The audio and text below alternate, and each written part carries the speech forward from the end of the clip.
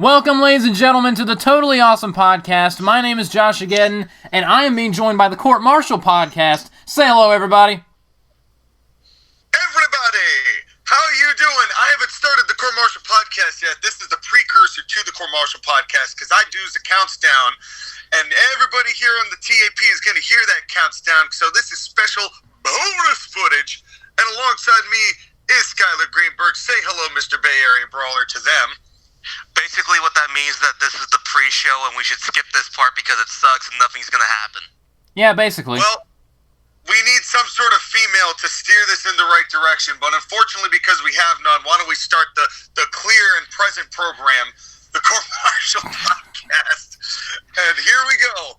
Everybody ready? Fasten your butts in 5, 4, 3, 2, and welcome, ladies and gentlemen, boys and girls, children of all ages, to the Court Martial Podcast. I'm your Colonial Champion, Sean McCarty, and I'm joined by the Bay Area Brawler, Skyler Greenberg, and the proprietor of the Totally Awesome Podcast, JoshAgeddon, and this is our Royal Rumble review 2022. And boy, I wish I could share some enthusiasm. Are you guys excited or what? I mean, I fastened my butt and it kind of hurts, so when can I unfasten? I have some things I need to release. At the end of the show. Okay. Keep that to yourself. You sound like a disappointed father that's watching his kid play soccer and he lets in 3 goals.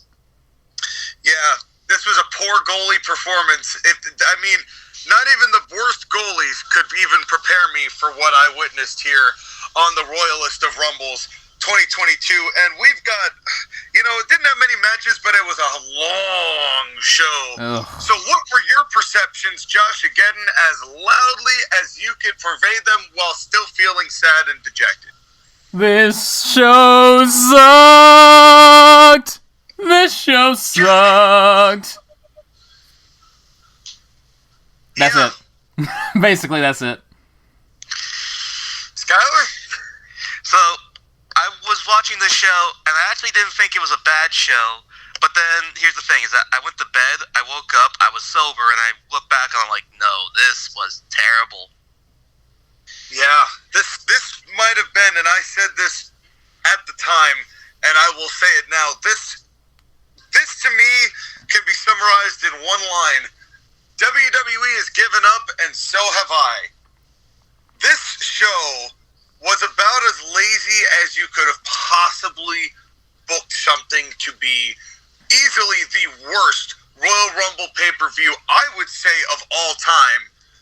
Considering the circumstances and what the issues have been and how the current landscape of professional wrestling looks, this show was a downright abomination that rivals among some of the worst pay-per-views that WWE has ever put together.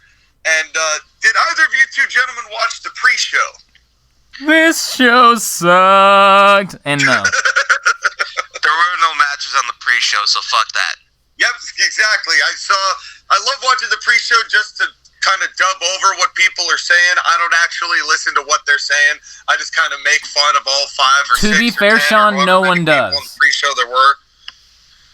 But in any case, let's just jump right into this, shall we?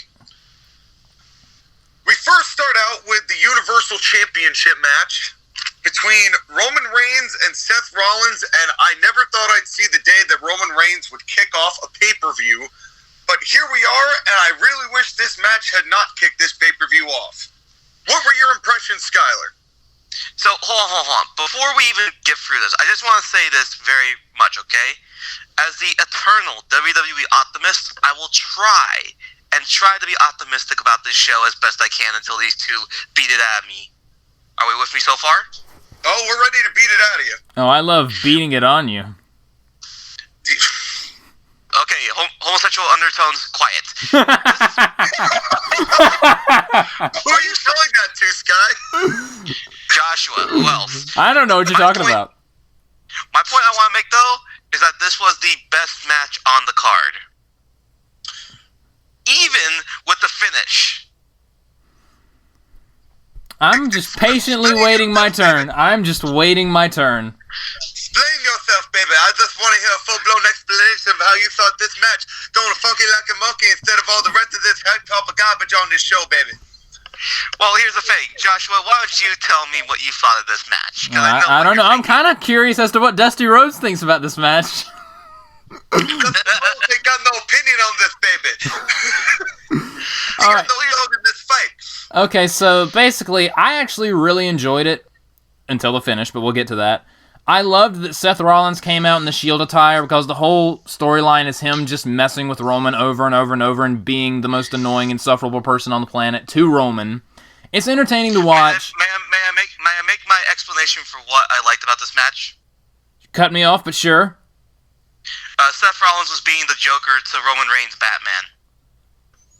Okay, sure.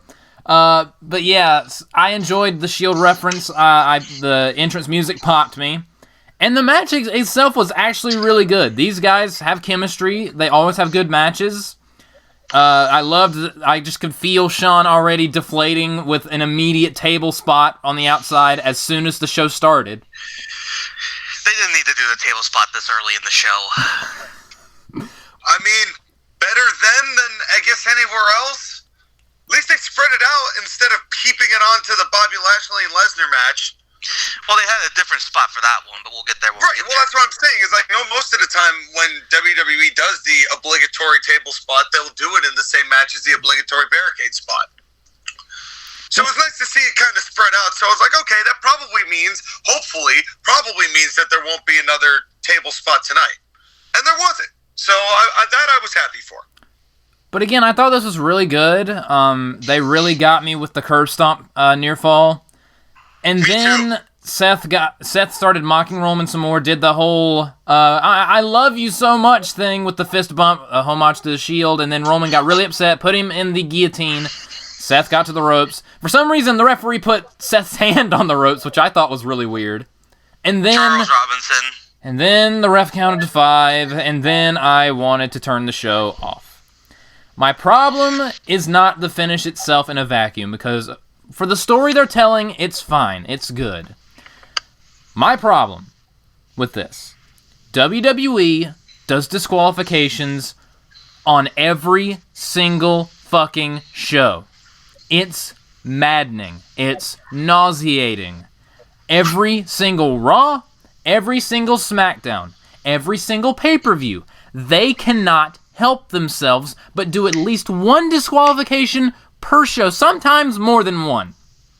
I'm so sick and tired of it. This would have been so much better if they didn't do disqualifications all the time, and it just annoyed me more than anything else. And then the post-match went on for about 3 years.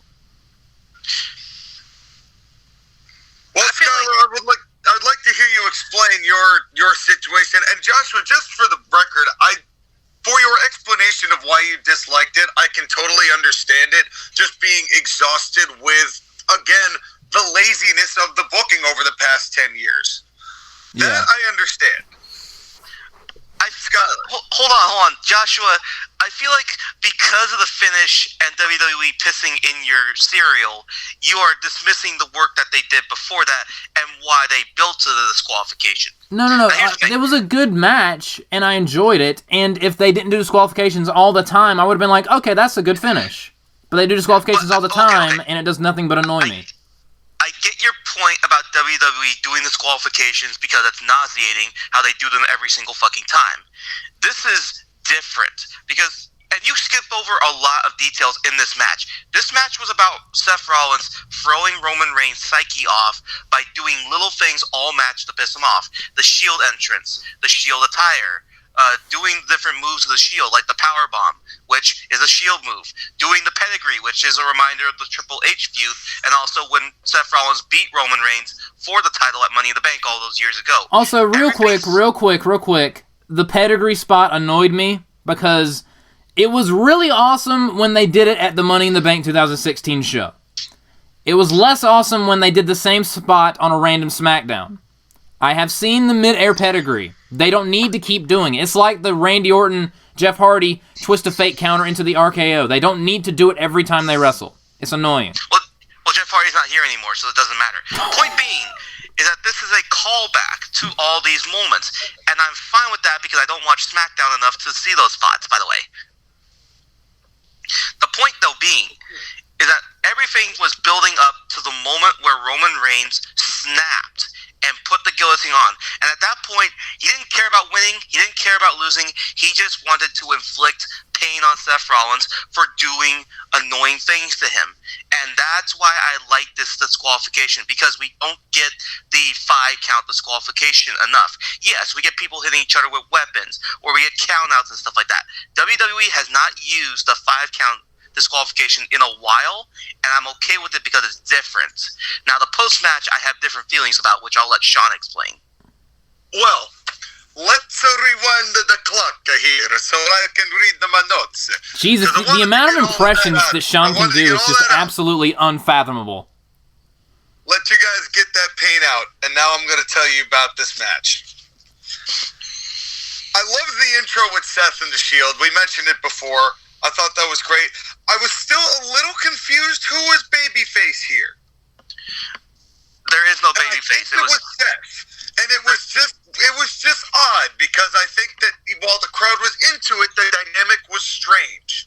But Sean, those are just tired tropes. Shut up, Cody. Shut up, Cody. You know what you did. You know what you did. Placenta. And all of a sudden, a wild placenta appeared. That's right. Did we get a collar and elbow tie-up in this match? I can't remember. The answer is we kind of got half of one, because Roman Reigns was going for the lock, but then Seth ducked. So because of like the engagement was made, I gave it a half a point. Well, also that's kind of smart, because Rollins knew he wasn't going to win the collar and elbow tie-up with Roman Reigns. Yeah. So I can't necessarily knock that. So we have a half of a collar and elbow tie-up. But it's understandable why Seth Rollins didn't do it. Of course. Now this is of course, we cue the announce table spot, and this is the second time that we have understood that Roman Reigns wears red underwear when he's getting power bombed. I have cannot let that go, man. Wait, what? Before on the show. Gets of different colored underwear. I understand why it's red, but why have I seen this twice? Especially because you're on SmackDown, wear blue. Yeah, get a belt. I don't care what you got to do. I don't need this information, but you're letting me have this information, so I got to mention it. And we get a frog splash, which looks nice. I loved the false finish, like you said. Roman Reigns' power bombs looked absolutely devastating in this match. Agreed. Like they were sent with so much more venom because of the way they were telling this story, which was really nice. The only thing there's a couple things I didn't love. I'm getting to the point where I'm understanding where the Roman Reigns monologue's going to be in every one of his matches. Because there will always be one. And it was one thing when there were no fans there, and it's another thing when that's almost a third of what his matches are consisting of. I'm not saying he isn't great at it, but it's getting a little, and we've mentioned it before, it's getting a little predictable when Roman Reigns is just going to start talking smack. As was mentioned, the spear degree is still a little weird. The outside spear that Roman Reigns gave should have had way more sell time than they gave it. Because they just did that spear and then right back up and right back in, and the referee's count was only at 3, and I was like, if you're going to milk for time, why not milk it there? Milk it where it makes sense to milk it. Not just walking around and this. And then we get into this guillotine, right? And my biggest issue with this whole thing, I didn't mind the finish. I didn't mind the disqualification. My issue with this is that if Seth Rollins had reached up and then grabbed that rope, instead of it just looking like Charles Robinson just threw his hand on the rope and then disqualified Roman Reigns. Because that made it look like Charles Robinson was the one who was trying to get the heat. Yeah, I agree with that. It did look very strange. I think that's what hurt this the most. And then, like this whole thing with the afters just took so long because there was no referees, there's no security. I guess Seth Rollins has no friends at all. His wife doesn't seem to give a shit because she's facing Dewdrop. There's no real drama here because it's just Roman Reigns looking around, waiting, chair shot. The camera cuts during these chair shots were the most nauseating they've ever been. The zoom-ins. Like, I was getting dizzy. It was just, I thought that the bad form, I wouldn't mind the attack here in the afters of this if they had got in and got out with it. And they had hit him with the shield one, he hit him 3 or 4 more times, and then people start coming in, the security, hell, maybe even some baby faces who aren't being used on the show who are going to be tossed out later, and then Roman Reigns has to leave. And everyone's in shock of what he's done. How could somebody do something like that to Seth Rollins? Okay, but instead, we get this massively long, just milked horribly. Whatever could have been gained from this matchup was killed by the bad formatting. I will make a counter to one of your points, but not all of them. Because Seth Rollins is a heel, and I think he still is a heel treated on that roster, it's just a heel program, no one likes Seth Rollins, and that's a legitimate thing. So no one was going to help him from the roster side, the wrestler side. I agree that some officials should have gotten. I also agree that Roman Reigns takes forever to do it. He went to the Triple H school of storytelling, that's for sure. And Triple H got a mention in this match with Pat McAfee and Michael Cole, and I was like, almost had a little glimmer of hope, like a twinkle in the eye, but then nothing happened later. Did it seem kind of like Jon Moxley's going to show up at any point to stop this? Well, that would have been way too smart for WWE to actually do. I know that's never going to happen, but AEW, WWE, collaborate, please. I don't think AEW, I can't believe I'm saying this, I don't think AEW can afford the rub. Because I think that would hurt them. You're not wrong. Yeah. Any last thoughts on this match before we get to Byron's man in the yellow hat suit from Curious George? One last thing. When I was first watching this live, the second they rung the bell for the match to start, my internet went out, and I had a colossal temper tantrum, the likes of which humankind has not seen in years. Well, it's a shame we don't have an internet sponsor. Yeah. NordVPN, where you at? He's off with oh no, I can't say that. I'm not gonna Save me from Comporium. We're doing better than this show. Well, so then we get Byron Saxton's man in the yellow hat from Curious George suit, and we move on to the oh God, Jesus the women's Christ. Rumble. I don't even know where to start with this. Okay, I do tell you where I'm going to start with this, and I will reveal myself to you in the world. And even if you are not a member of this type of, for those people who like that kind of thing, it's the kind of thing that people like. The first 3 words that I put down for this Women's Rumble were time for weed. And we still love you for it. The Court Martial podcast is 420 friendly. And it did not help. Oh, then that means you were smoking some really weak weed. No, that means this match was that incomparably bad. You want to know something else? I complained about my internet connection at the beginning of the Roman Seth match. Once I got things fixed, I was able to rewind it and watch the whole thing. My internet went out 3 times during the Women's Rumble match. Oh my God. My poor blood pressure. If anything, the internet was trying to save you from having to watch this show. Yeah, seriously. Probably. My internet was looking out for me. Trying to do you a favor. This was so bad. And you said it in our chat. This match was designed to aggravate my blood pressure. So, I have 2 questions for you that's going to tell you the difference between the Men's Rumble and the Women's Rumble in a nutshell. How many people in the Men's Rumble were not a part of the Raw or SmackDown rosters? We have Johnny Knoxville for God knows what reason. Shane McMahon, Bad Bunny. Okay, hold on. I'm not going to have you guys reveal that. I'm just going to say 3, okay? About 3. Okay. How many were in the women? More than half. 14. I counted 14 wrestlers who are not part-time wrestlers or retired wrestlers or free agents or whatever. Yep.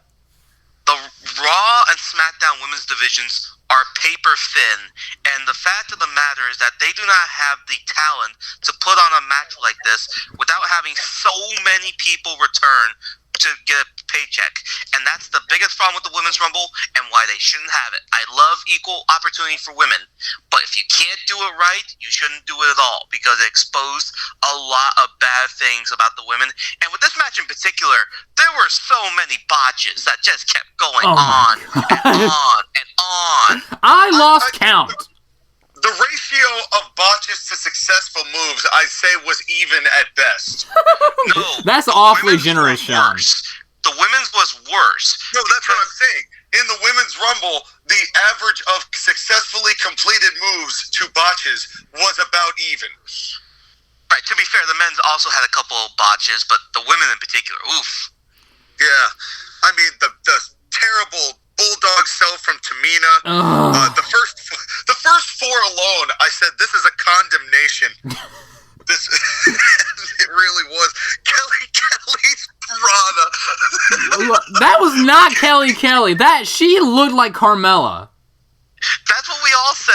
That's not Kelly. Her face was bronze, and her hair know, it was different. so bizarre. She looked like an alien. But I know.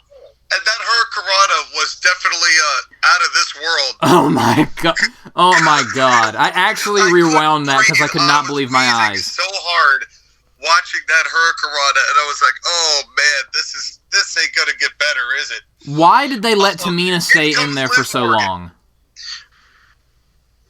Tamina was only there for 16 minutes. It wasn't that bad. Liv Morgan was in there for 37 minutes. Oh god. Liv Morgan. Oh, and also we have to pop in just a little teeny tiny news segment. Roll it.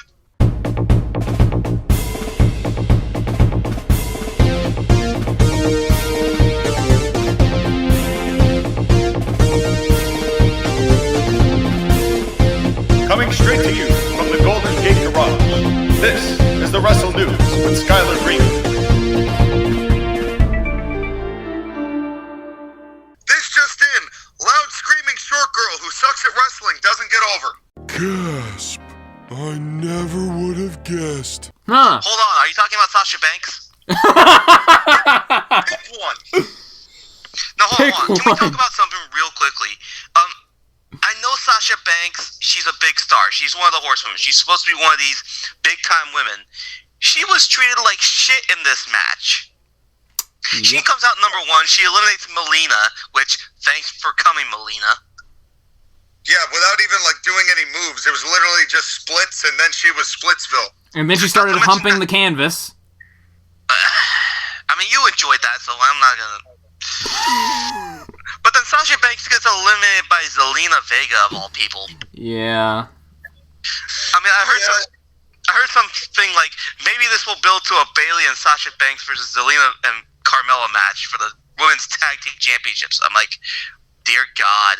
Well, you know what was so confusing to me about this is that I thought that they had a really, really, really good opportunity, especially considering who was coming immediately after, to have a moment that would tie to last year's WrestleMania, because out next was Bianca Belair.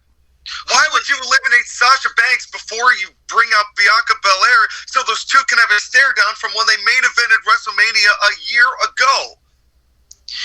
Why would you do that? Because WWE wanted to get through this match as fast as they could. It was like WWE was trying to kill every storyline that they possibly could have gone with to head into WrestleMania that made any sort of sense on this show. I will have more examples as we go along. Yeah. But that's the thing, is that you could have had the whole Bianca and Sasha Banks fighting each other, and then as they're fighting, Zelena capitalizes and eliminates Sasha, if you wanted to do it that way.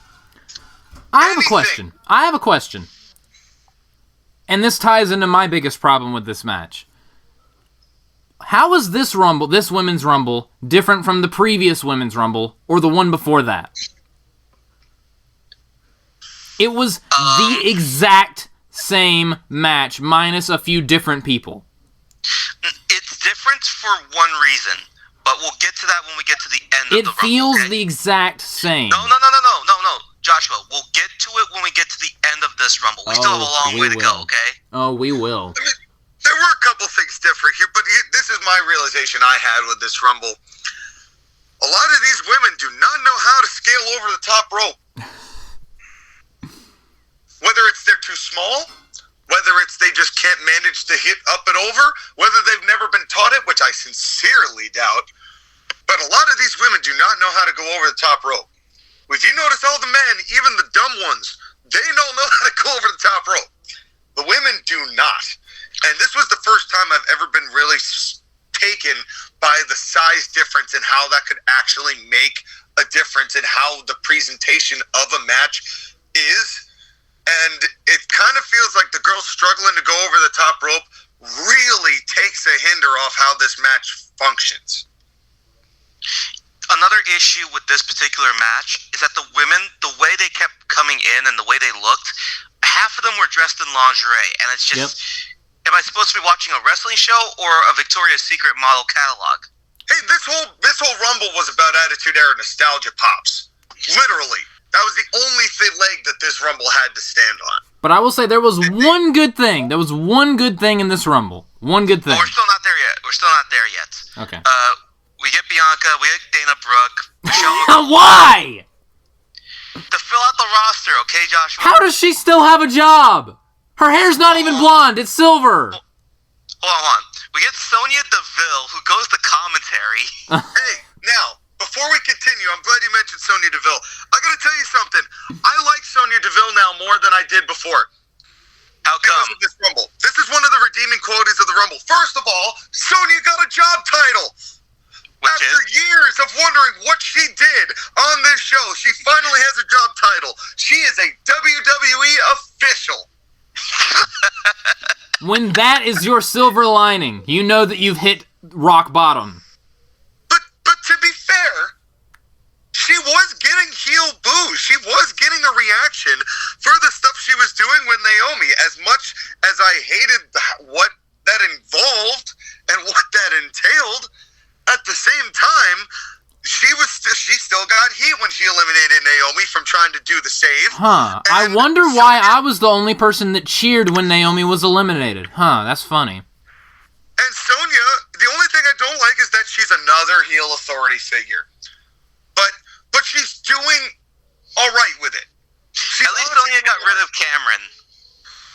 Yes. Cameron did not look terrible. She did 3 moves without screwing anything up, which is more than I would ever give her credit for. That is an improvement. Yes.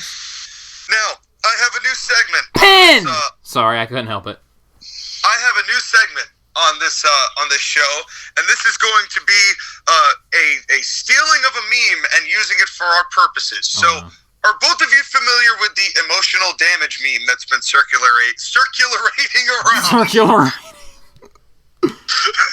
I'm the circular rated R superstar! That's right. Anyways, continue, Sean. So, now, because we got Jimmy Smith, Corey Graves, and Byron Saxton for 4 consecutive matches. Nightmare fuel. 4 of them. 4 matches with these assholes. Sean turning in the Macho Man real quickly. So Sean's now, going Super Saiyan. Anytime that they're starting to complain at each other, I just got this. Commentary squabbling.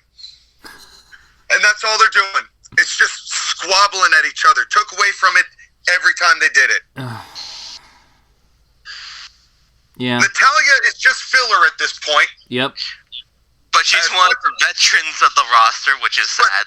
But I will also say she had my favorite moment in this matchup. Oh, no. And we'll get to that shortly. Remember when Natty and Tamina were a thing? Yep. Just a short year ago? Yep. Carmella's mask is weird. It was difficult. Oh, Corey simping caused me so much pain. I was going to say, this was Sean's favorite part of the match. Come on, Joshua. Because he, amped it up in this matchup. He, went next level. Literally when Vince McMahon was to Shawn Michaels when he'd come out in 95, it's like, oh, yeah! Oh, my God! It's Carmella! And oh, my God, it was terrible. I hate it. Actually reminded me when Vince McMahon had Trish Stratus dance for him on the table. Yeah, that's literally what it was getting to. Legitimately, Joshua, you didn't see this part because your internet went out, right? No, I actually started rewind. I saw the entire Rumble. I just had to keep rewinding. Okay, so you saw the part where Carmella walks over to Corey and just stands in front of him with her ass facing his face? Yes. Okay, just making sure. And, thank you, Rhea Ripley, by the way. Thank you. Thank you, Rhea Ripley. Yeah. Even though you're a dumbass babyface. Rhea Ripley made me so mad in this match. She came down with an unfortunate case of dumbass babyface-itis multiple times in this match, but we'll get to that. She did, and somehow she survived until the final 5, which I knew was just going to hurt me. Yeah. Aaliyah's wedgie was more exciting than this matchup. Who? Exactly. Then Charlotte comes out. Yay. And Then Ivory. Why though? Why any of that though? Because it was funny. Was it? Ha ha ha ha ha. Ha ha ha ha ha ha ha ha. Now here's the thing. It's WWE humor. It's not my humor, but it's WWE's Ha humor. ha ha ha ha. Wait, Skylar, I'm still laughing. Ha ha ha ha ha. Well, then Brie gets a pop. God, I wanted to kill myself. She only got a pop because of her husband. Yeah, well, still coasting off of the popularity of her husband, even when he's in an entirely different company. And then we get hardcore country, and that was like my favorite part of the match. That was the only good thing in this entire match. Well, the fact that we got hardcore country and she had the belt. Yes, and they not only that, she had the belt, and on her like name card it said Impact Knockouts Champion, and that blew my mind. Yeah. It was great to see Mickie James. Things really have changed. Yeah, this company's actually dying. That's when you know. And I liked what Michelle McCool and Mickie James did as far as like going back. I liked that interaction. Probably wouldn't hate to see a match between those two at this point. It would be a good match in comparison to what they have to work with on the roster. Yeah, and then Alicia Fox, WWE legend Alicia Fox. and the word legend was thrown around way too gratuitously in this matchup. WWE legend Summer Rae. God. Who looked like she got too many Summer Rays, and so her skin became too leathery. Skin cancer, also known as Summer Rae. No, that's Nikki Ash's costume. And then we had that weird thing with Mighty Molly and Nikki. No, we're not there yet. Well, Nikki Bella came out and she got a pop. Why? Nikki pulled off a spine buster. Which was nasty. It was a good spine buster. I'm like, oh damn. I was like, was not ready for that. Let's be clear, Brie Bella is not great. Nikki, I would like to see more of. Nikki could work a little bit. I'm over both of them. And have been for about a decade now. And then Sarah Logan because we had to get more Riot Squad members. Yeah, I could feel this is when I could feel Sean's blood pressure increasing. But then they both got eliminated, so that was great. By the Bellas of all people. Yeah. Yeah. It's the pecking and then order. Lita gets a huge pop. And, I liked that clever DDT elimination, but I wish it wasn't Mickie James she did it on. And I'm sorry, but I wish Mickie there was James' some other selling club. of that was awful. I love Mickie James, but she did not sell that DDT at all. No, not really. Also, But I wish they would stop bringing back Lita. It's like watching Lita except at half speed. She is in slow-mo. I said I love Lita, but she just doesn't look that good anymore. And then Mighty Molly. And then of course Nikki Ash had to go and fight her because I'm the only superhero around here. Hey, yo. And Nikki, a stupid human. Yes. And then number 28, everybody's favorite male-female Goldberg, Ronda Rousey. Bat down the hatches, we have an emergency! Sean's gonna kill us all! Well, you already heard from last week, for those loyal Court Martial podcast listeners, my opinions on Ronda Rousey, I think there's no disputing how I've made them very abundantly clear, have I not? I don't know what you mean. And I wouldn't have even been upset if she came in here and actually looked like a beast. Oh my god. But the only beast that she looked like was Bastion Booger. She was horrendous in this match. She was worse than Tamina. She was the worst person in the entire match. Because she hasn't done a damn bit of wrestling since she's left. And then not even wrestling. She hasn't looked like she's done any fighting. She was dressed like a mom. She was dressed like a mom. She looked pudgy. She could not throw a punch worth a damn. She made Shane McMahon's punches look good. You should not be making Shane McMahon's punches look good. Those punches offended me greatly. They were actually the worst. And you know what? Good. I hope that she stays this way, and then the public opinion of her tanks, and then she goes and cries, and we never see her again. Well, here's the thing. People are already shitting on her. People legitimately hated the fact that Ronda was even in this match and the way that she was working, because she sucked. Not even joking, when her music, I thought it was just a rumor. I wasn't sure that she was going to be in the match. And not even joking, before the 10 count showed up on the screen, I said, I really hope that Ronda's not in this match. 10, 9, 8, 7, 6, 5, 4, 3, 2, 1. Ronda's music hits, and I'm not even joking. I started wheezing. I was laughing so hard. And then she won, and it made me laugh even harder. Well, we get Shotzi next, and then Shayna Baszler, and what a waste of Shayna Baszler. Shotzi is a fart in hair color and in crowd reaction. Yep. And in personality. And, man, this just... But here's the best part, right? They did this whole thing when Ronda Rousey comes out, and every single woman goes and turns to see her show up, except for Natalya, who just keeps wailing on Bianca Belair in the corner. She don't give a damn. She's trying to win this thing. She's not worried about Ronda Rousey at all. And I'm like, good for you, Natalya. You keep that hope alive. It was wonderful. I'm like, go Natalya. Way not to care that Ronda Rousey showed up. Brie Bella is so stupid for eliminating her sister. When you're wrestling against Ronda Rousey, work together, damn it. They're the Bellas. They're not known for their brains. In what universe are the Bellas known for their brains? If only she had died in the womb. Wow! Anyways. What a throwback.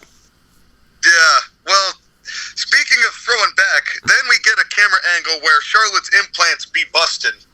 Yeah, I saw that. And I was like, oh no.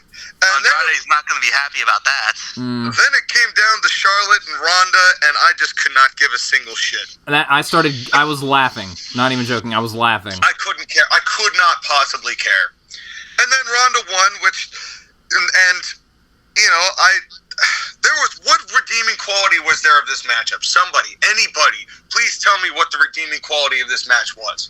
Mickey James, Hardcore Country, Impact, Knockouts Champion. That's literally it.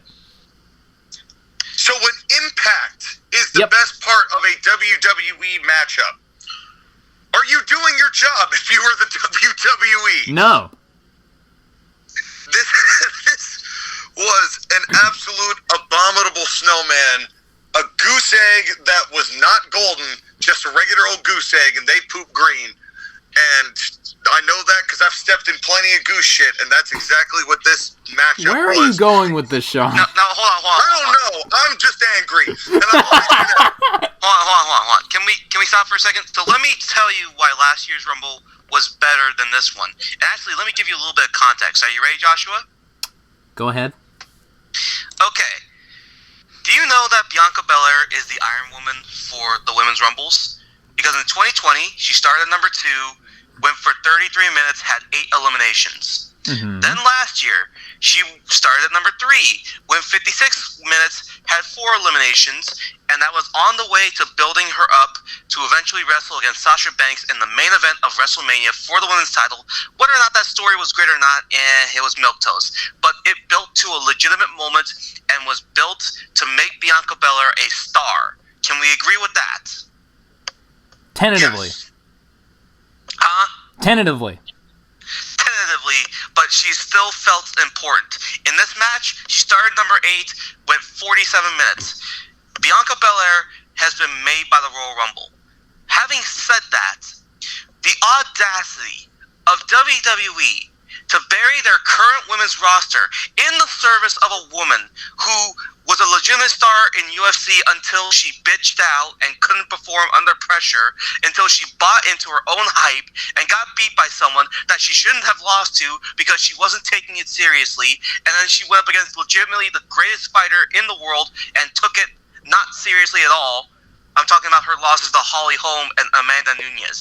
And then she goes and she cries to Ellen about how she felt so bad afterwards, and the fans treated her like shit, and she was going to kill herself.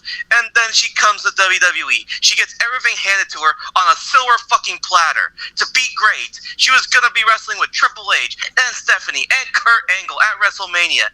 And then she gets the championship way too early. She hates the fans because she can't deal with the pressure or the boonness. So she starts turning on them, except she takes a shit on this business and the fans and the workers that are part of this business, and WWE continues to push this woman despite the fact that they have talented women on that roster who work their asses off every single day to make it to their dreams, but Ronda Rousey just comes in, takes it because they get numbers. Ronda Rousey is the most disrespectful bitch in the history of the wrestling business. Ronda, for real, you can fuck off. Damn. That is the ultimate indictment from Skyler Greenberg. When Skyler says you can fuck off, that's like Gordon Ramsay telling you that you're shit at cooking. She is the female Goldberg, except I think she's worse because Goldberg was a star in the 90s.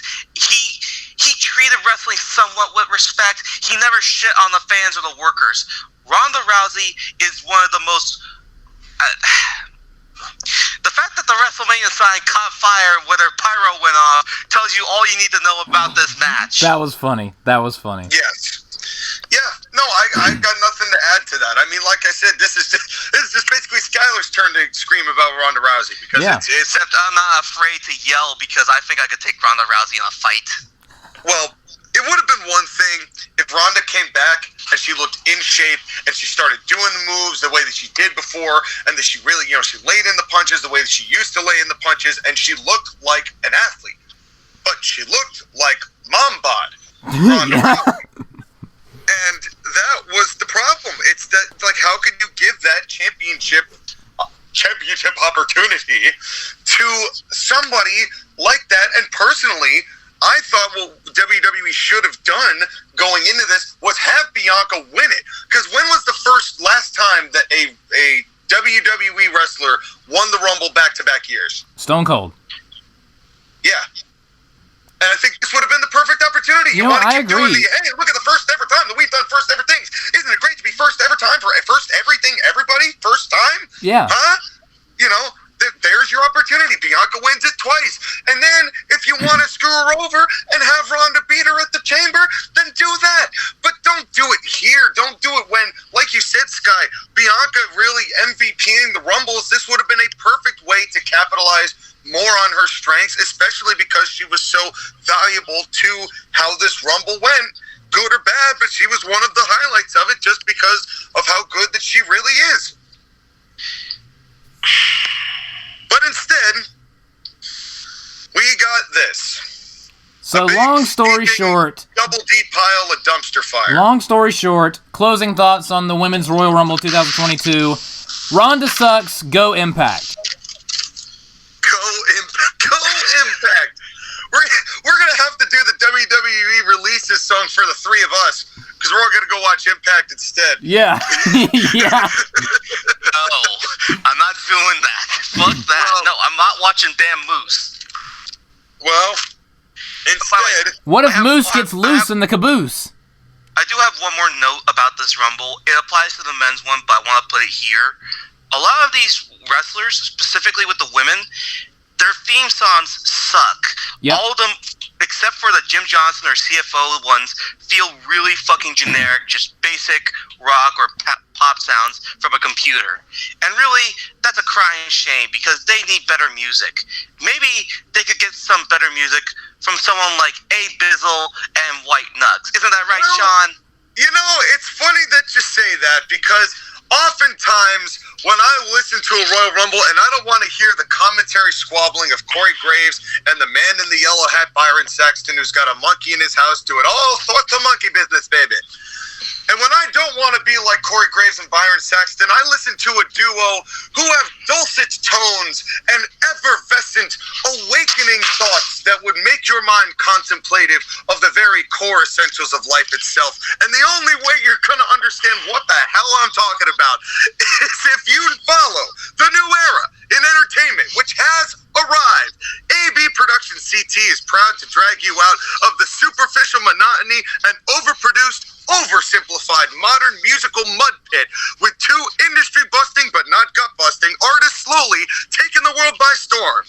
Abe Bizzle and White Knucks deliver an avant-garde approach to music that blends elements and instruments of a wide number of musical styles, including the hippity-hop, R&B, jazz, funk, rock, house, EDM, and so much more. It is high time for the music industry to be shaken to its core, so come be a part of the foundation-breaking movement by supporting aspiring artists. And right now, you can catch the latest release, the Wax Apocalypse. You guys were saying, well, what's the difference between last year's Rumble and this year's Rumble? Well, the Wax Apocalypse has happened, and everything's sticky, and nobody knows how to get themselves unglued. It is a 32-track album that took 2 years to come together. A saga of a lifetime awaits your eager ears. Look for Abe Bizzle, spelled ABIZZLE, or White Knucks, spelled WHITEKNUX, on SoundCloud, Apple Music, and Spotify for this and the entire AB Productions CT discography of over 100 songs and projects, including Retreat, Mixed Bag, Verses from a College Grad, Bear Men, and my personal recommendation after you hear a horrible night of professional wrestling, Recovering, and many more, all just a short click away. Link in the description. Come join the entertainment revolution with AB Productions CT. Bitch, I'm always sticky. Then we had to get creepy. And you can get even stickier if you listen to Wax Apocalypse, but probably not the way that he's talking about. Moving right along. Speaking of what would you call, Josh, again, let me ask you a question. What would you call a small volume of wax that appears first thing in the morning on the grass? Wax grass? Amazing. And that is why I love my co-hosts. Well, if a lot of people, I don't know whether you two know this, but over here on the East Coast, some of us refer to wax as dew. Oh my and God, if there's some on the bro. grass in the morning, then that means that there's a dewdrop, and this transition has gone so off the rails. It is Becky Lynch versus dewdrop. Sean, that was actually painful. That was just bad. Like, I got nothing for this one. Jesus What Christ. do you guys think? God help rest my poor soul. So, a little bit of a thing here. Before we talk about this match, as I mentioned in the last one, in the Rumble, Sean loses his mind. Sean, you good, man? I'm sorry, that was just too funny. Because, you ever have that realization halfway through saying something like, I've made a terrible mistake? Yeah. But I'll give you credit, you powered through it. I did. I want to commit to the bit. Commit to the bit. I'm sorry, Skyler. Go ahead. Ugh. So, as I mentioned in the last match, when they set off the pyro for Ronda's victory, it actually set the WrestleMania sign on fire that they always point to.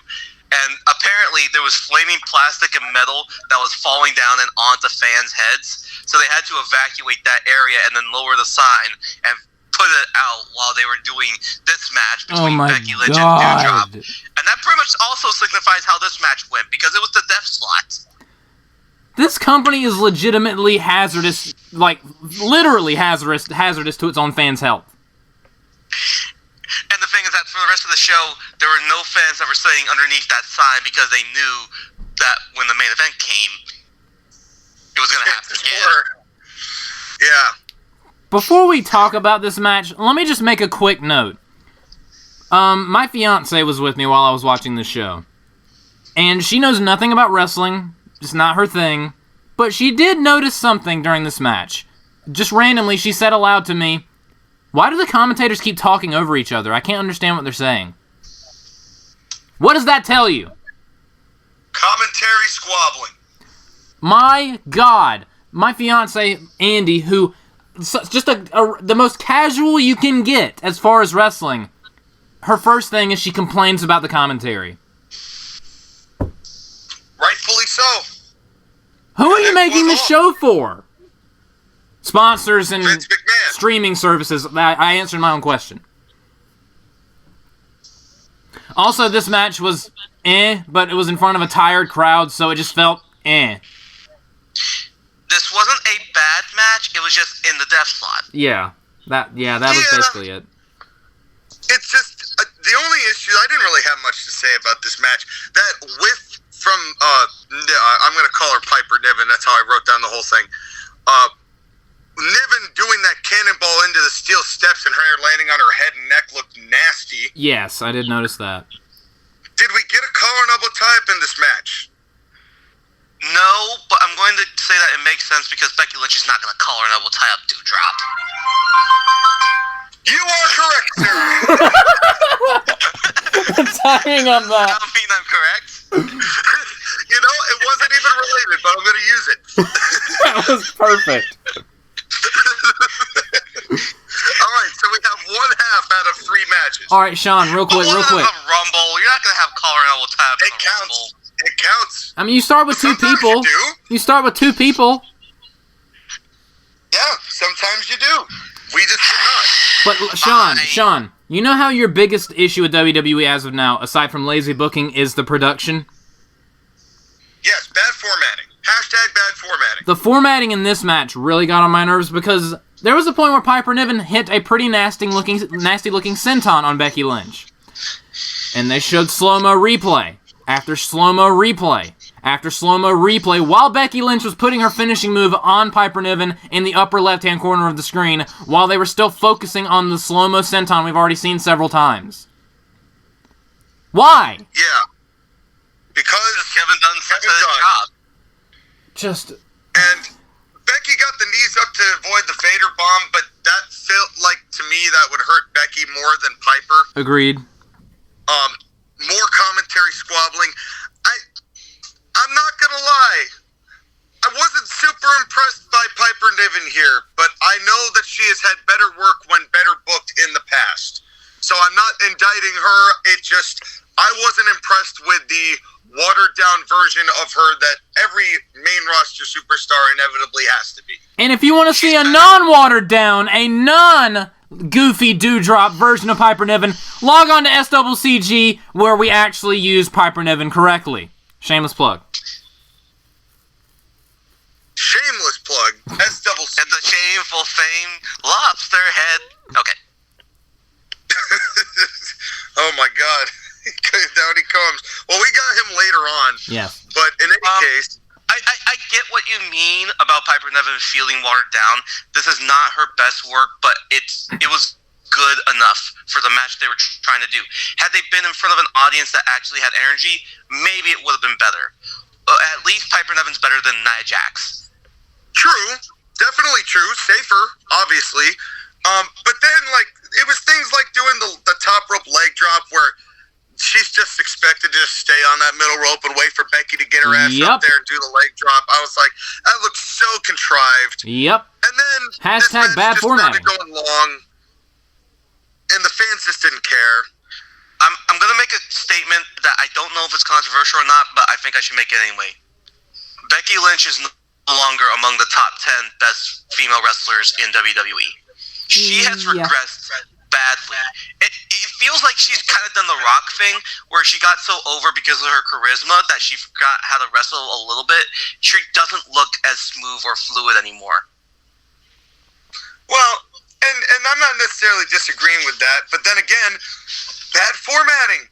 If Becky is so afraid of Piper Niven, which was the story of this whole match, why is it she didn't cheat? Because WWE told her not to cheat. Does WWE are morons. Yep. They are morons. This is basics. This is 101. This is the stuff you pick up when you're 6 years old watching the shit. Or so you would think. This was so simple. And then they pin Piper Niven clean. With a Superman handle slam, Sean. It's a super rock bottom because we're not using that goddamn Superman handle slam, Sean. Joshua, I will actually fly to South Carolina and choke you out myself. Bitch, I'll come before I die. God. It was terrible. They pinned Niven clean, and I was like, wow, amazing. And again, most of the rest of this match was okay, but then their formatting kills it. Every good thing that this program had going for it, which there was more than you would have expected going into it, but then you start looking at how they could do a lot of things. There was a lot of potential for this show, and it was like every time that they had anything going, they either decided overtly not to do it, or the formatting killed it. It was just non-stop barrage of just middle fingers. I just kept getting hit by my fingers in my cheeks, and I was like, oh no, what's this? I was like beat up by it. I might have a black eye because a middle finger hit me in the eye like at hour 3.5. And this was just another one of those things. If you've got somebody that big, why are you having her beaten clean to Becky Lynch when you still need to build her up? God damn it. It's okay, Sean. This is me patting you on the shoulder. It'll be okay. We'll make it through this. That better be all your patents, sir. Well, you caught me there. I'm still waiting on Skyler to come and choke me. You're trying to make this a three-way, man, and you really should not be, okay? And I'm not gonna You got me at three-way. Well, thank God there weren't any triple threat matches on this show. That would have only made it worse. Trying to because get Sean us only back likes around to 5 wrestling. ways. Any last thoughts on this match between Becky Lynch and Piper Niven? I'm not going to call her name. Would that make a Royal Rumble a 30-way? Yeah. Theoretically. Well, not all 30 people are in the ring at the same time, so no. Again, I am coming down on Becky Lynch because I think she's overrated at this point. She's a character, and I know there's a difference between the word gimmick and character, and I'm using that on purpose. She's a character. She's almost a caricature, if anything. It's just... She's not the Becky she used to be. Yeah. No, she ain't the man anymore, which is why Rick is so adamant about trying to get the rights back.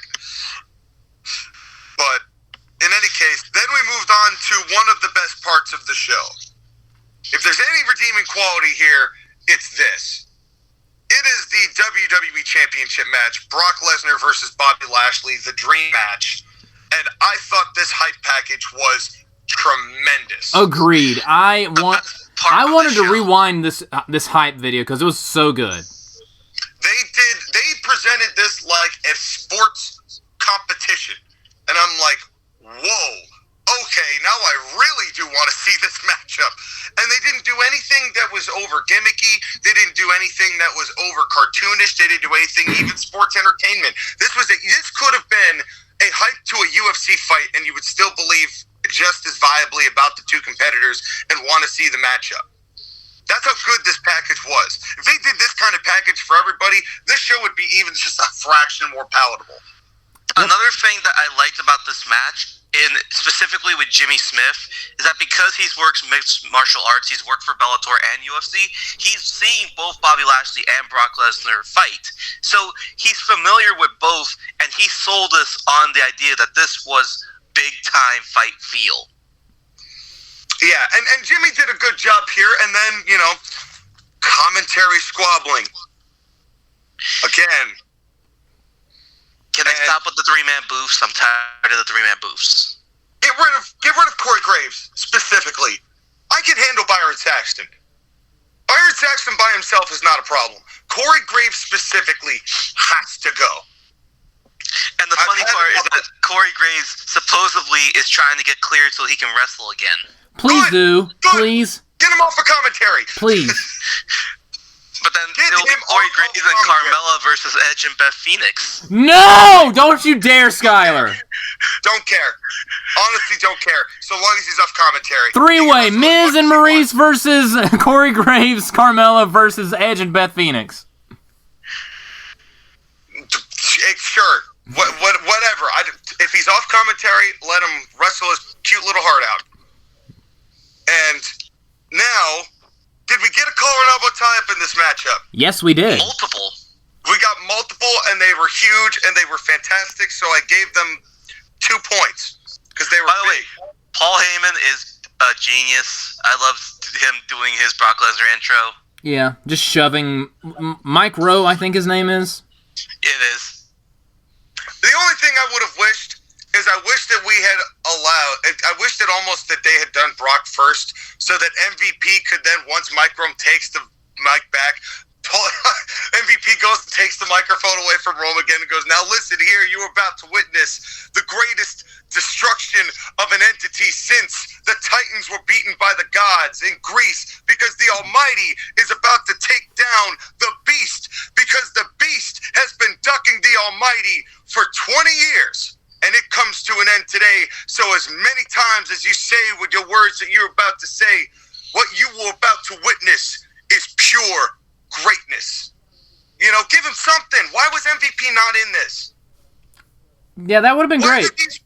Why did Heyman and MVP have no interaction this whole feud? Because WWE likes to take the piss out of a good thing. Sizzle, not steak. Yeah. Sizzle, not steak. Well, I really wish that there had been a lot more steak, because there was a lot of meat here, and it was bumping. But here's the thing. I have a criticism of this match. This is every Brock Lesnar match that I've seen since he squashed John Cena all those years ago. I am tired of the Brock Lesnar match formula. It is stupid and tiring and never changes. I understand the sentiment, but in this case, I don't hate this because it's Bobby Lashley, and I thought Bobby Lashley sold this like a champ. Agreed. And as annoying as the Germans, God. as annoying as the Germans may be, these Germans that he was given to Bobby were absolutely brutal looking. Like, he landed on his neck every time, except for that one weird one where he landed on his face. Yeah, and in all fairness, I loved the trading Germans at the beginning. Like, it's a fair criticism. It's totally a fair criticism, because it is a Brock Lesnar formula match. But in the defense of this match, there was some stuff that was really nice about this. Like, all it took for Bobby Lashley to be established as the heel in this matchup was the fact that he threw a punch first. That was it. And then he got boozed just for punching, then got the 2 spears, and then, of course, the barricade spot, which we have to get all the time. Did Brock have a mole on his nose? No, he was busted open somehow. He was busted open by that first punch No, it wasn't even a punch. He was bleeding on the way to the ring. Yeah. Oh. I was like, what? Where did that come from? And then Probably because he was cutting down trees outside the arena. The other thing, With too, his though, face. is that Bobby Lashley, he kept biting his lip, and he started bleeding a little bit from his lips. So we got a little bit of juice. Yeah. Hey, no, I appreciated that. And then the hurt lock, which Brock never was able to get out of. Appreciate that a lot. Because it took... He got out of it, but without breaking it. Right. Which, again, I thought that's where they were going to go with that. Where they were going to have Brock break it. And I'm really thankful they didn't do that. Instead, they got the hurt lock in, and then the first ref bump, and then the second ref bump, and then... One thing I do like is that they did protect the F5, because Brock only did it once in this match. Right. Also helpful. Also very helpful. And then Roman Reigns shows up, and I loved this interaction, but once again... It took the forever. Killed this, because it took too damn long. And I'm sorry, but I'm at the point where, like, the second he hit him and the second he left the ring, there was already another referee in the ring. It's way too contrived. Yep. How did Roman know that there was going to be a ref bump? Yeah. Because wrestling. He should have come down like on the apron, on the ramp as the match was underway. Yep, it's just it's that kind of thing. It's just the basics. When they're killing these things with the basics. It's painful. It is painful to go through this. Because this match, by all other accounts, was terrific. And the thing about it is that I'm happy at the result. This is the one match result I'm happy with, because Bobby Lashley deserved to have another WWE title reign, and he got it. Yes, agreed. Totally agreed. But there's one problem with this particular result, and it overshadows it, and that is the fact that this entire show was building towards Roman versus Brock, and that's not a bad thing, but the way they went about it was a bad thing. Exactly. It's just we'll talk about it in the men's rumble when we get there, but this story of Roman and Brock ruined the men's rumble. Correct. Well, you mean you don't like that Bobby Lashley won the Super Intercontinental Championship? Exactly, because that's the thing. It relegates the WWE title to being the second banana. Yep. If you're a real company, you had 2 world championships. First, you wouldn't have 2 world championships. Secondly, if you did have 2 world championships, you would present them as equals. Maybe sometimes one is better than the other, depending on the champion, but they're equal titles. Not on this day. And not for several years now. Not since Roman won the belt. Well, the Universal belt. And now... The one that Joshua made a video about hating. Yes. If you want to take a look at that, that is a thing that exists. That's a year and a half ago. I'm getting old. I'm gonna die. Aren't we all? And I thought that this show was gonna die because we only had one match left, and it was the men's rumble. Oh no, we had another. It is... Fuck. Oh, God. It is the It couple, The Miz and Maurice, versus the Grit couple, Edge and Beth, and they didn't even add butter and cheese into it and stir it around so it's nice and thick and creamy. It's just plain with salt. I mean, I can help with the creaminess. Will you stop? Well, hold on. May I say something, okay?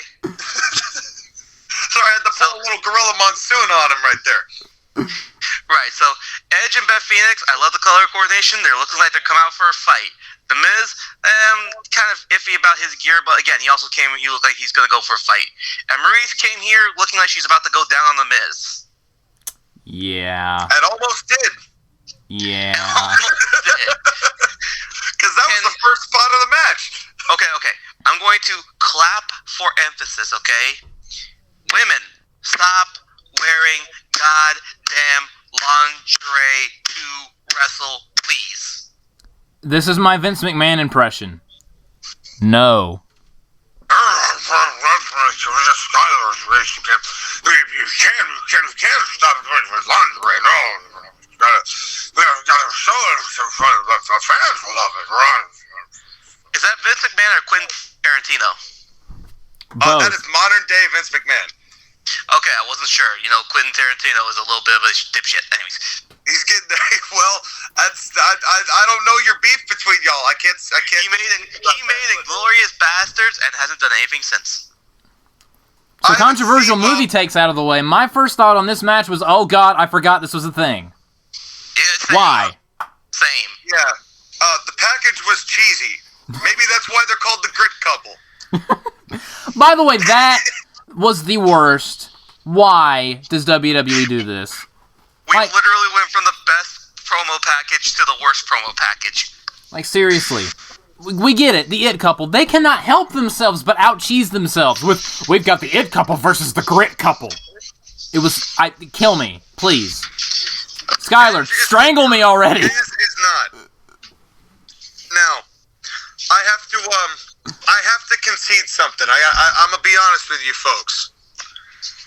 I have to concede that I'm gonna just read you the names of the individuals, and I want you to picture these guys in your heads and tell me who doesn't belong in this group of individuals. Okay? Roman Reigns, Seth Rollins, Brock Lesnar, Bobby Lashley, Edge, the Mios. Who doesn't belong in those 6 people? One of these is not like the others. One of these just doesn't belong. And I had to overtly and concede the fact that given the rest of the male talent we had seen on the show that night, Miz is a good step below. A good step below. Thank you, kind sir. And he just, unfortunately, and he's had his moments. There have been times in WWE's history where he has been one of the most interesting things on it, which is just something to be said in and of itself. But at this time, in this moment, he just doesn't belong. Nope. I'm sorry. He just doesn't belong. And the only thing that I could seize in this match was Tiggle Bitties. I didn't even care about the rest of the match. It went on forever. That's about it. It was the best. Edge's elbow drop looked cool. Yeah. I was like, hey. And then Maurice with that Marisa Carana, which was She almost splattered on the ground with. Yeah. Okay. And then, but it was way too sloppy, too. I mean, Yeah. all of this was also really sloppy work on top of that as well. Hold on. Let me ask you guys a question. What did Edge do last year? Win the Rumble from 1. Why wasn't he in the Rumble this year? Because he was a part of the Grid couple. Skyler, where have you Because been? I love my wife. No, what's the real reason? Because I love my wife? Because CM Punk and the MJF dropped the Miz thing on AEW, Yep. and they have to keep milking it for all it's worth, even though no one cares anymore. This is also true. Yeah, I can't dispute that. We are wasting Edge and the Miz and Beth Phoenix and Maurice. Let's be honest, okay? Beth Phoenix and Maurice, they could have done this story in the women's match. They could have done the Edge and Miz story in the men's match. This was a waste of everyone's goddamn time and a waste of 4 wrestlers that could have been better used. Yep. But Skyler, I love my wife. It's the It couple versus the Grid couple. With your wife. Listen, I get it. You want to tag with your wife, is your significant other, great. That's great and all. But we're talking about the main event of WrestleMania. Why not compete for it? Why not wrestle for championships? Because women are forever, but championships, you never know when you get your last one. And Edge has not gotten his last one, except in NWL, and I told that story better, but that's another time for another day. Well, you didn't have Beth Phoenix come back and call them the Grid couple? What's wrong with you? Well, I had Beth Phoenix in the audience as Edge won the World Championship. But were they the Grid couple? Shut up, Joshua. Shut up. You're about to become the Gone couple, okay? Hey, what are you dragging me into this for? What are you dragging me into this? I'm just sitting here thinking I'm gonna make Joshua and Andy disappear. If Joshua and Andy are not on... Come see the great Skydini's famous magic trick where he makes Joshua and Andy disappear. And I choked that bitch out. Anyways. Oh, Jesus. That's so aggressive. By the way, I don't... Skyler, you keep threatening me with a good time. Andy. You keep threatening me with a good time, Skyler. Alright, well, then I got my favorite line of Corey Graves tonight. My best line at the end of this match, and he said, I'm just happy I don't have to work with Byron anymore tonight. Me too. Yeah. Me too, dude. I'm happy you're fucking done. Go back and go bang your wife.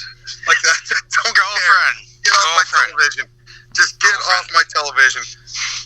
And then we get the men's rumble. And I knew this was going to be a disaster when AJ Styles botched throwing his t-shirt into the crowd.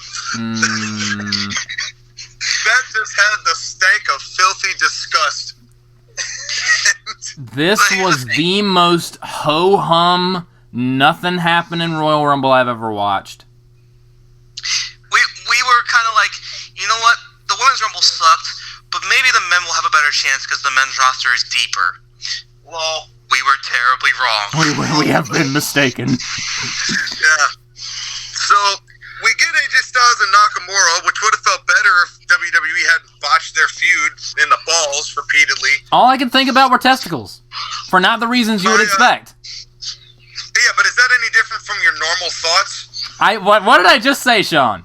No, I'm thinking. Damn it! I'm thinking about testicles you again. know what you said. Give me a second. I'm thinking about testicles again. Pat McAfee is so jazzed to be calling this matchup. Pat McAfee was the best part of this matchup.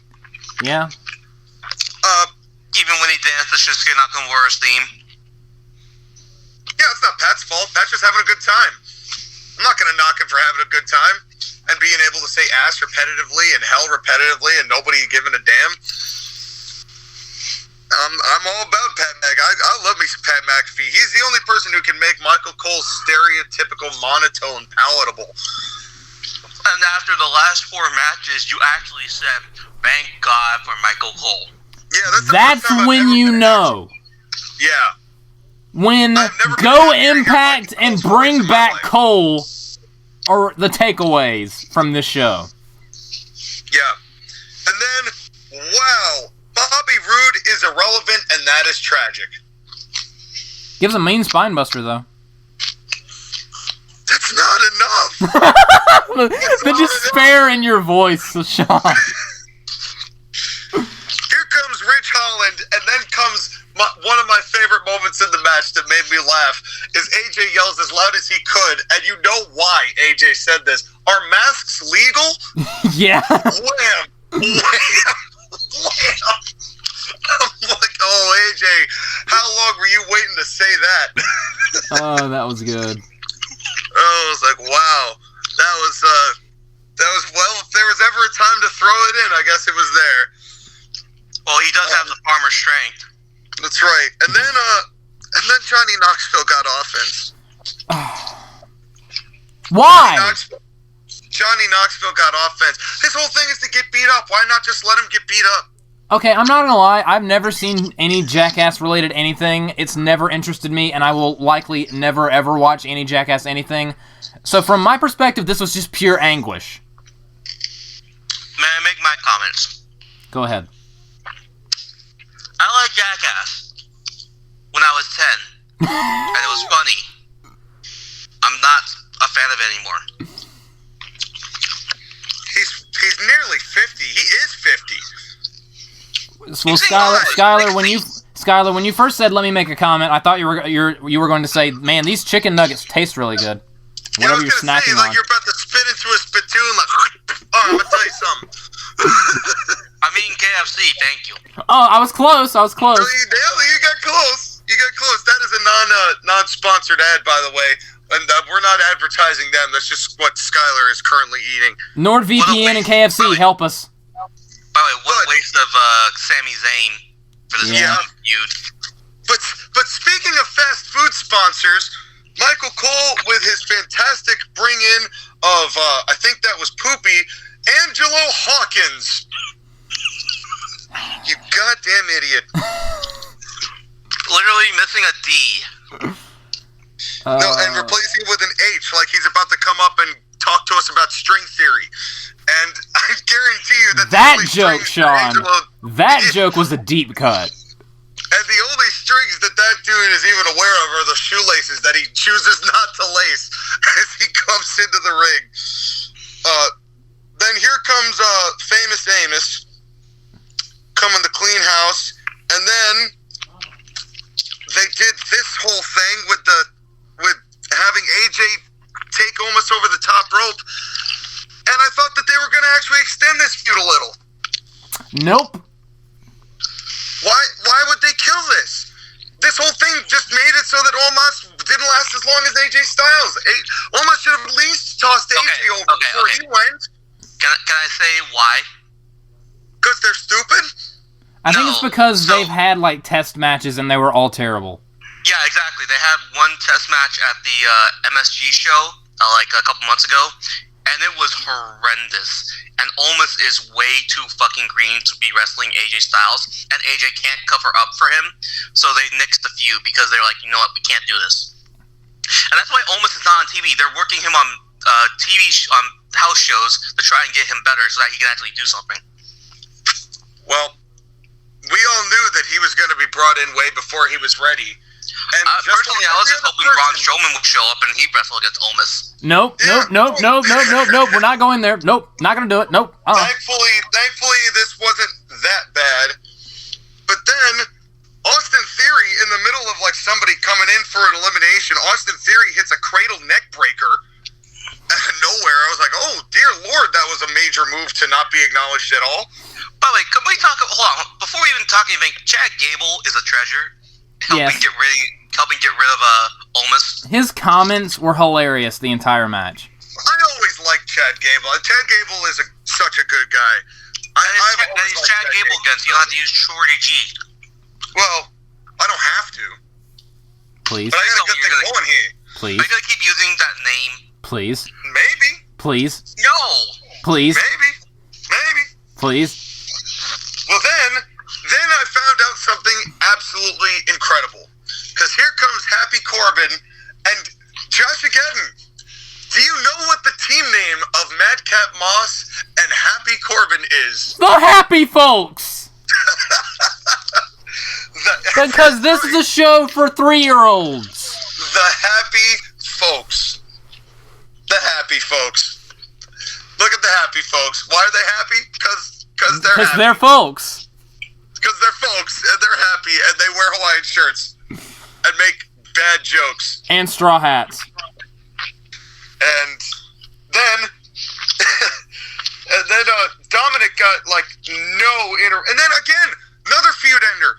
Why did Dominic Mysterio not wrestle his dad at any point? Why did they not continue teasing that? Because they said Rey Mysterio taught Dominic a lesson when he threw him over the top rope, and they don't have any hair. They don't have hair accent. But then they don't. They don't have any interaction in the Rumble itself. I'm getting so angry. I'm speaking in tongues. Sean, what I said about Omos applies to Dominic too. I know, but still, Ray. How much time does Ray have left? This is the night where the Rumble gave Sean a seizure. If only Dominic Guerrero had the opportunity to wrestle in NXT. Yeah, it just... Put Dominic in NXT 2.0. I can see it now. And apparently Dominic Mysterio left the 8-pack of Crayola magic markers that he was supposed to color his outfit with. Because it was pure white and it looked like a paint-by-number set by Crayola. And they whiff all the angles, and then we get Rick Boogs. Again, I could just sense Sean's blood pressure mounting. Listen, he looks good, but then he did the big elimination, and Kevin Dunn missed it. Of course he did. And then he tried to do it again, and then he couldn't do it.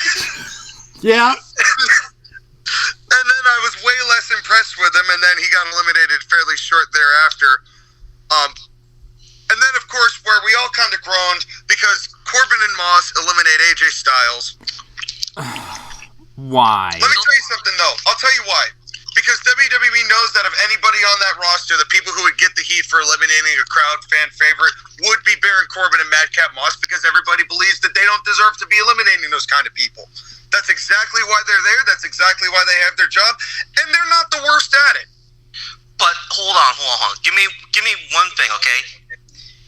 AJ Styles was in the ring for 29 minutes, the longest of all the men. He also had 6 eliminations, the most of all the men. So we're using AJ Styles' elimination to build to Madcap Moss and Happy Corbin. You couldn't use this to build towards a feud for AJ that he can have to go to WrestleMania against, I don't know, anybody? No, that's not what WWE does. Like, have it so that Big E eliminates AJ, and then AJ gets rid of Big E, and then they build that feud. Wait a second. I'd love to see. What if we get AJ Styles versus Baron Corbin at WrestleMania? I'm sorry, it's Happy Corbin, yes, sir. It's Happy Corbin. Sad Styles and Happy Corbin. They're on different brands. It's not going to happen. You don't know that. Well, Drew McIntyre made sure of that by kicking their asses. Bro, Seth Rollins is from Raw, and he was fighting for the SmackDown World Title. Yeah, well, you hit on something here, because then out comes Drew, and I got to tell you, I wasn't happy to see him. I mean, I was happy to see him, but I wasn't happy to see him. And I'll tell you why. Because you knew I'm he was sure losing. that neck injury was real. I'm sure that neck injury was legit, but it was only a month. Yep. And it was surprising, but almost not in a good way. And the only thing that was interesting about Drew being there was the very end of this match and the small interaction where I thought that they were going to steal another one of the NWL's feuds when they teased Drew McIntyre and Kevin Owens. Other than that, he didn't do jack. And he shouldn't have been back if this was a serious an injury, because that's less believable than when John Cena came back in 3 months or whatever it was after his injury. But Sean, he got revenge on the happy Even if folks. it was legit. He got revenge on the happy folks, though. Oh, I don't care. Whoopie-doo. Also, is it just me, or in this Rumble and the previous Rumble on this show, there was so much sliding underneath the bottom rope to do stuff on the outside. There was too much of that in both of these matches. Yeah, and then speaking of things that did not happen the way they were supposed to on the outside, here comes Kofi Kingston. And out goes Kofi Kingston. This poor And he's just motherfucker. eliminated. This poor guy. So, they were trying to do another Kofi spot, but unfortunately he couldn't land it. This And, honestly encapsulated this entire show. Yep. That was it. Yep. Just one gigantic whiff. Yeah. Not to yeah. mention the way he took that bump, it looks like he did something to his ribs because he was having problems getting to the back. Yeah. And then we get Big Ernest, who comes No, in. we're not going to just gloss over this. Why would you do such a dangerous spot for a nothing? Why even attempt it? Because, as Michael Cole says, in his opinion, he is the Royal Rumble highlight film. And boy, what a highlight. Yeah. What a highlight. They were Yes. trying to do that John Morrison spot from 2012, and they couldn't do it. Yep. Yeah. This was not necessary. So in order to get revenge, we got Big Ernest. And Biggie. And Big Ernest just came and laid a big Big old Ernest. whoopity-doop around. And then 27. fuck. Bad buddy. Here we go. This is where I gave up. I'm going to be honest. He should have won this match. This company is the actual worst. Why would you put not one, but two non-wrestling dinguses, dingai if you will, in this matchup, and have one of them look better than half the wrestlers? Yep. Why? What are you trying to bury your entire roster? Yes. What is the point of this? This is where I was like, okay, WWE is officially conceding to AEW, like, look, go ahead and beat us. We don't give a shit. We really just don't. Because then, guess who's after that? Shane McMahon, and that's where I started yelling. I was like, oh, I legitimately, when Bad Bunny came out, I groaned. I was like, ah! And then Shane came out, and I'm like, ah! And then they did arguably the stupidest thing they did the whole match. They had Shane McMahon throw those garbage, shitty shadow boxing punches with Riddle. Yep. With Riddle! Yep. There's one person in that whole Rumble you do not have Shane McMahon interact with. One. And why did Riddle sell for it? He also took the Bunny Destroyer. And Shane was sweating before he got down to the ring. He was already, like, coated in sweat. And then why did he throw out Kevin Owens? Because Shane got to get his licks in. Because Then Kevin Owens Orton won their actually- feud and Shane wanted revenge. By the way, hold on. WWE can stop with this bullshit. I remember that Cameron and Naomi were feuding before Cameron left, and Cameron was the heel. I remember that Shane McMahon and Kevin Owens feuded, and Shane McMahon was the heel. Fuck off with your long-term memory shit. Skyler, my son, coast to coast, what's an AEW? You know what we tell you or no? And then Randy Orton gets the best pop of the night because it's his hometown, and he lasts for a literal cup of coffee. And the sadist in me genuinely suspected that Bray Wyatt would show up and ruin Orton's chances in his hometown. Sean, I will travel to Connecticut and choke you. Now, You don't threaten me with a good time. No, the thing that Sean teased me about was that number 30 was going to be Goldberg. He was going to win the Rumble and then challenge Bobby Lashley. Oh my God. Well, you know what? In retrospect, I kind of wish that happened. Because out comes Brock, who just cleans house and wins. There's nothing else to say. They had Drew and Brock as the final two for a couple seconds. Hold on, at least Riddle finally got the chance to have a match with Brock Lesnar. Yeah, where he got cradled like a child out of the ring. What a win. Bad Bunny and Brock Lesnar going face-to-face, toe-to-toe. Only in the WWE. Brock F5ing that guy made me so happy. Hold on. Before we get to that, think about this. Big E was WWE champion for how long? 3 months. 3 months. He lost the championship on the day one of this year. Right. Ish. Since day one, Bad Bunny lasted longer in this Royal Rumble than Big E. Yep. And got 2 eliminations, including Sheamus, who's a former world champion. Yep. They have quit. WWE has officially quit. Why would you not just have Drew win this then? And then have Brock just slaughter a chamber or something? That's not something Brock's done yet. Have him just go tear ass in a chamber and have him win. Why? Not now. Not this, when you're trying to still have him be the babyface after being betrayed by Paul Heyman. How would you not know this would be the most rejected possible outcome for this Rumble? Okay, let me bring my insider knowledge so I can explain the context on WWE's thinking, shall we? Good luck. Okay, so had Roman Reigns not had COVID at day one, it would have been Brock versus Roman with Paul Heyman betraying Brock Lesnar and going back to Roman. So Brock was supposed to win the Rumble anyways. They just decided to do all that angle on the Royal Rumble because of the COVID situation that Roman had. That's worse. How is it worse? How is it worse? Think about this for a second, okay? Brock Lesnar lost the WWE Championship, and then he enters the Royal Rumbles. Isn't all the numbers in the Royal Rumble predetermined before the show begins? Why 30? Exactly. Why give him 30? Because that's less work he has to do. When the ring fills up at like 24, then have Bad Bunny come out and be like, "Oh, I done fucked up," and then Brock can F5 and just heave him over the top.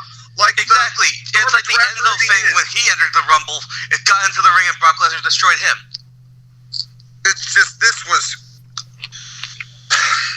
I don't even know what to say at this point. I don't know what to say.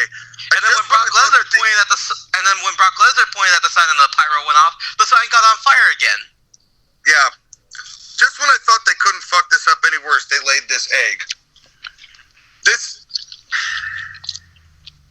What are your thoughts on the final thoughts on this matchup?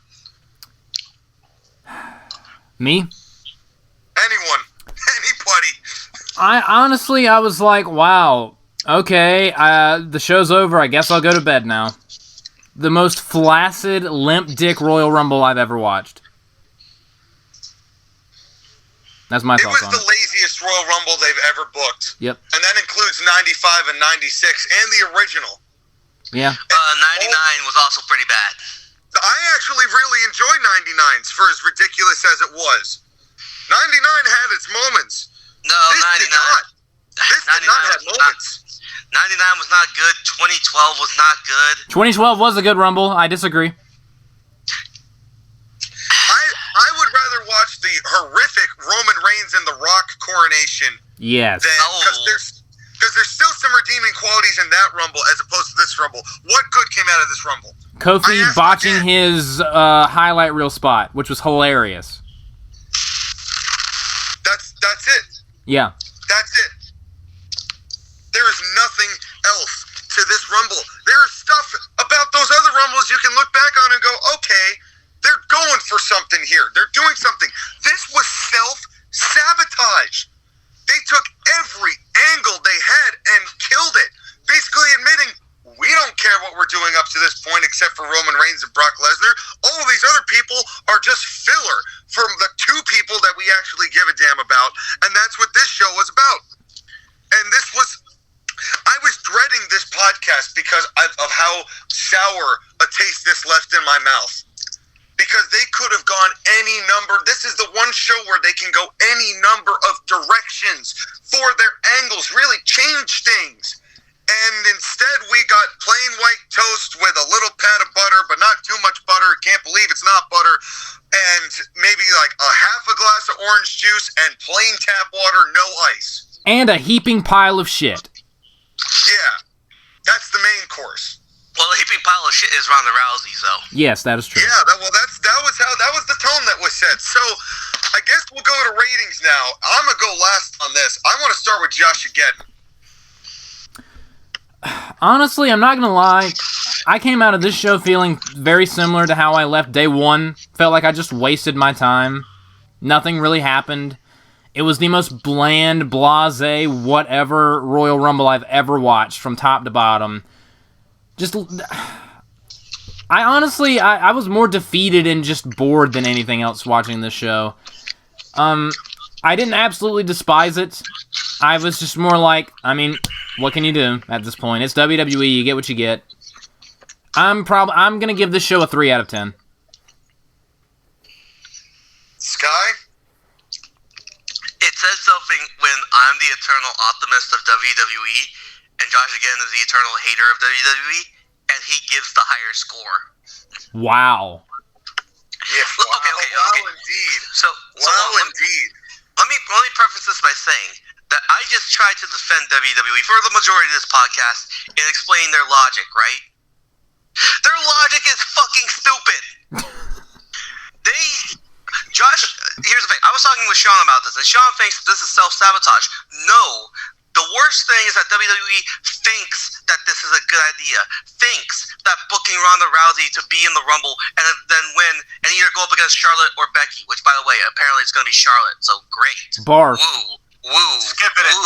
Barf. Genuinely skipping it. Projectile vomit. But here's the thing. Brock Lesnar and Roman Reigns, that's a great feud. It's a great idea. But for goddamn sakes, you buried the entire roster to build to that match, which we've seen so many times. The second that Brock Lesnar came out at SummerSlam, I was excited for a possibility of a Roman and Brock match, just because maybe things will be different with Roman's new heel character and Brock Lesnar's badass-looking face. But they have fucked up that story. They have done it multiple times over the years, again and again and again and again. This is going to be the 5th or 6th WrestleMania match these two have had. Rock and Austin didn't wrestle this many times because people would have gotten tired of it, which they kind of did for the 3rd one. So let me get this. So here's the thing. Overall. Brock Lesnar and Roman Reigns are the only two people who matter in WWE, and everyone else is a mid-card filler at best. No one else is treated with importance. No one else is treated with respect. No one else matters to WWE except those two, Becky Lynch, Charlotte, and Ronda Rousey. As much as I dislike Toni Storm leaving, and she's probably my favorite female wrestler right now, it's a good thing she left, because she would have been buried in service to Ronda Rousey and all the other people that WWE care about. 2 out of 10.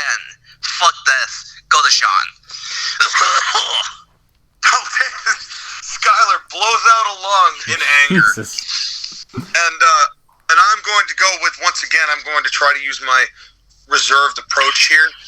Because again, I'm believing now, and I'm coming to understand that the times that I'm really the angriest, I'm the calmest. You know, as much as I blow my lid sometimes about things, I'm finding that when I'm this calm, it's that the rage is so deep that it cannot possibly manifest bombastically enough. So I end up bringing it like way down to this level. My comments about Ronda Rousey are my comments about Ronda Rousey, and really this Rumble just proved me right, and more people are starting to see my side of the fence than not. I can't be mad with that. But I will be mad at the fact that I now walk away from Royal Rumble 22 feeling like CM Punk in 2014. This isn't fun for me anymore. There's no passion. There's passion in pro wrestling with me. Otherwise, we wouldn't have this podcast.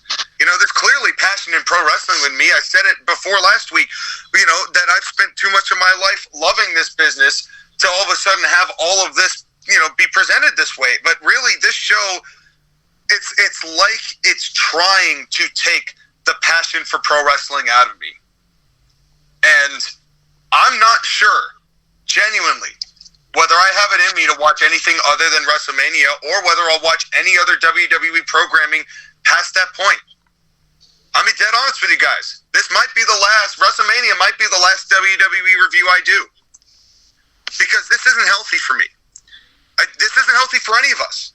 We're sitting here loving pro wrestling. That's why we're here in the first place. That's the whole reason we became friends in the first place. This doesn't happen without the love for professional wrestling. And I feel it being attacked by the way that WWE has chosen to present their product and the direction and the overt slaps in the face that they're now doing to their audience where, I'll quote Ben Shapiro, stupidity until proven malice. I think they genuinely are just that stupid. But at the same time, it's so stupid that they are self-sabotaging everything that could possibly make them halfway enjoyable. Whether it's, and everything that's good, their format kills. And everything that isn't good is accentuated by the fact that the formatting is bad, and the choices that they have, they genuinely think is good.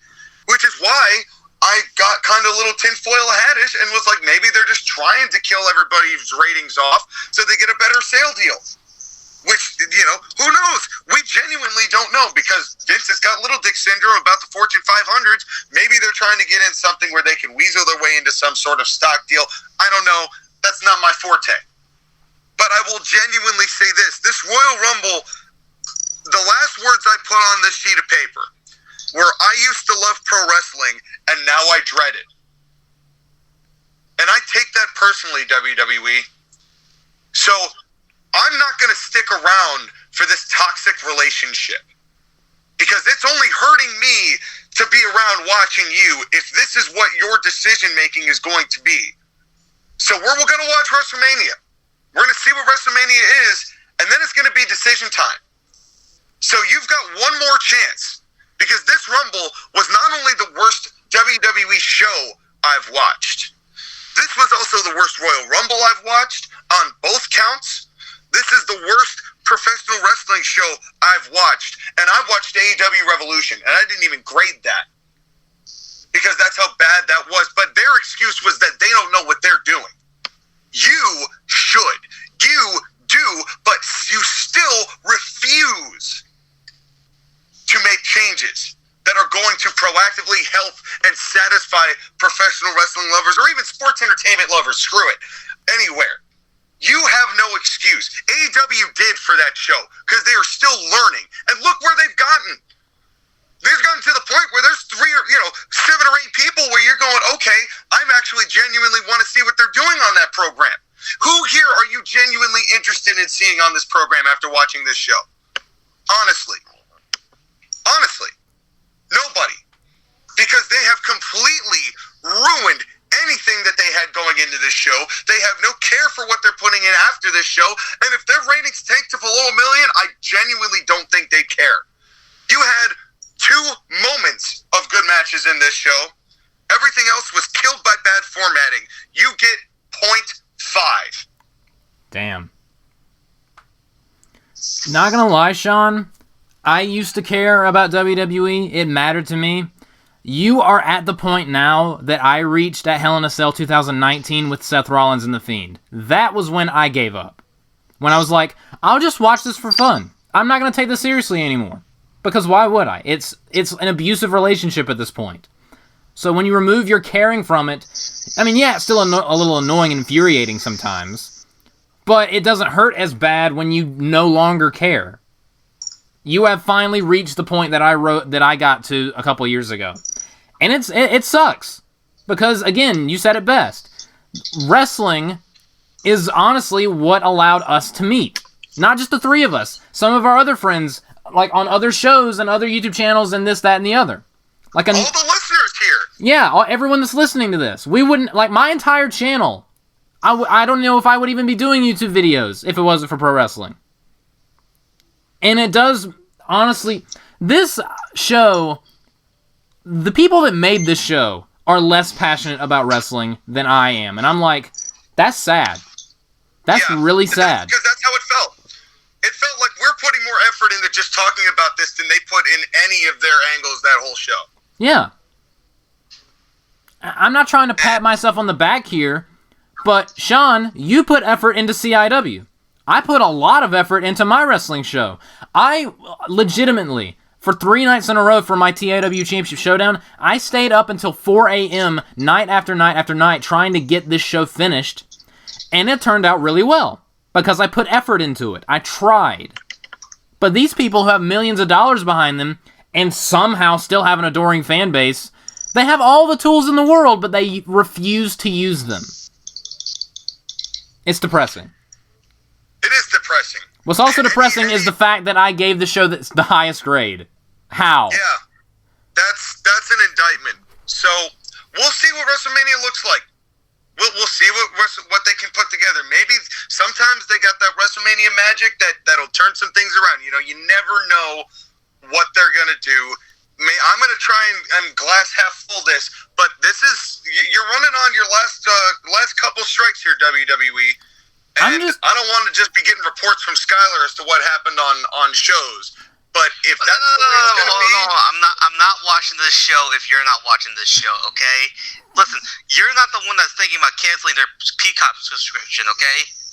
Well, that's true. That is true, because you did mention that before. So as you can see, I'm getting very close to it. Like, I'm gonna give WrestleMania the last chance. Last chance. This is what you've brought us to, WWE. This is where we're at.